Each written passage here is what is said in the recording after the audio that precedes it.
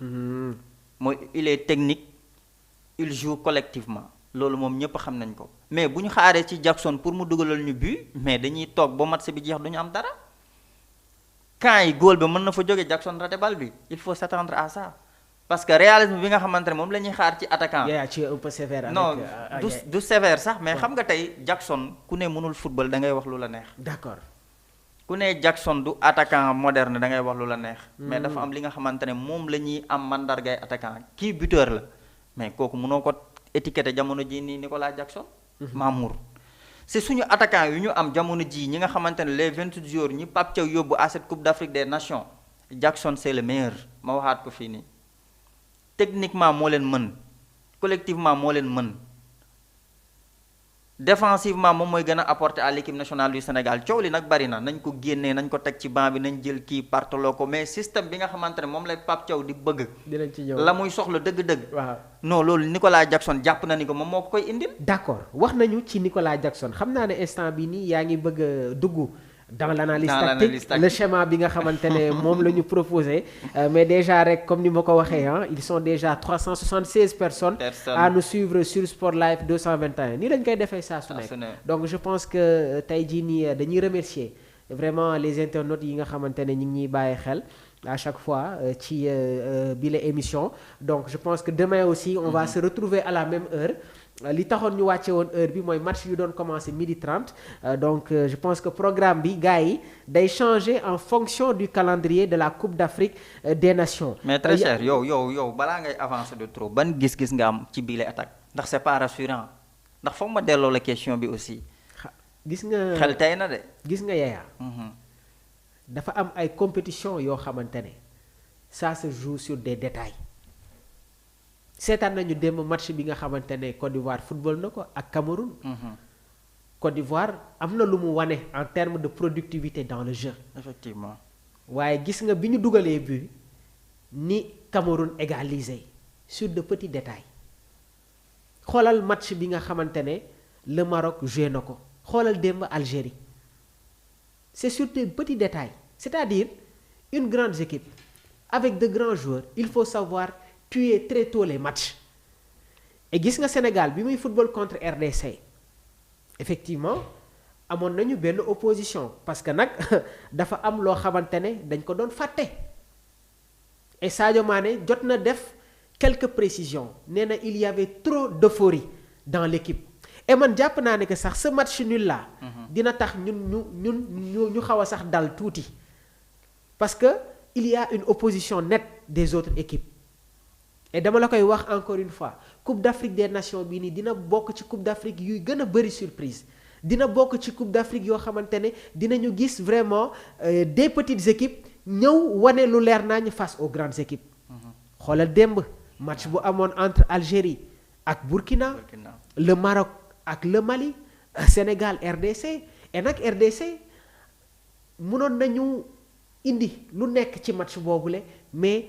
Sénégal waru leen woon gagner parce que tamit nag il y a eu un changement dans cette équipe bi leen Sénégal dooree au stade des Martyrs lu bari dafa changer seen joueurs yi retrouver waat nañu seen rythme waaye nag xoolal ci barrage coupe du monde yi yan équipe moom la ñu écarté. surtout ça. surtout le Nigeria.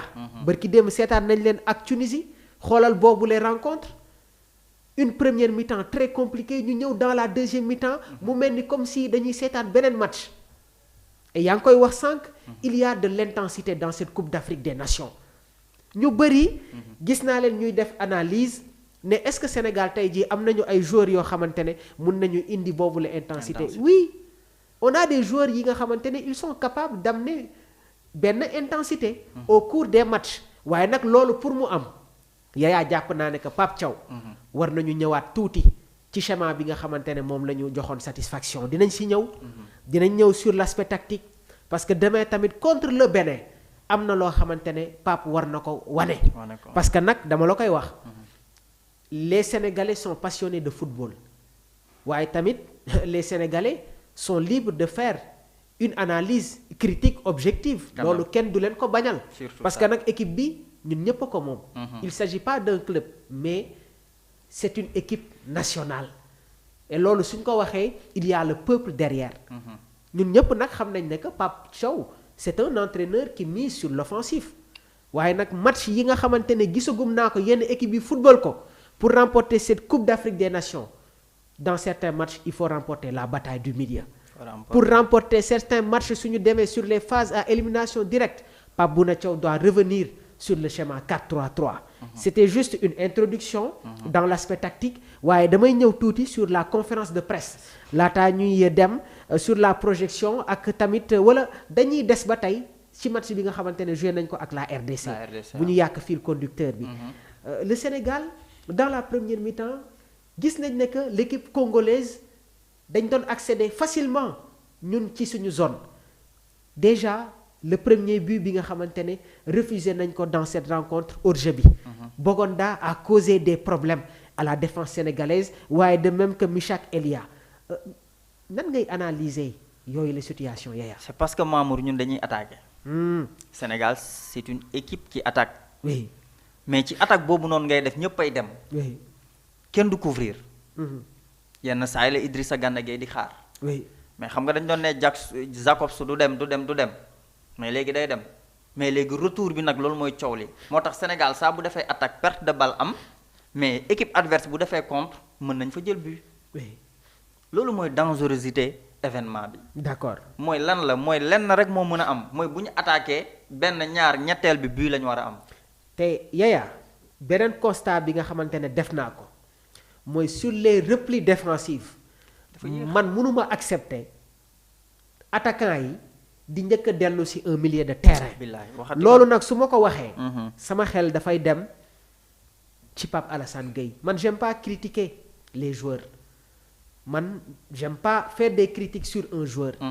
mais ci rencontre bii nii sur les replis défensifs parce que la RDC dañu nekkoon dans une projection très rapide et par moment da ngay gis ne que ils étaient à un bloc bas. mais ni que dañ doon aspirer équipe bi waaye tamit par moment da ngay gis ne que dañ doon exercer un pressing un bloc médian.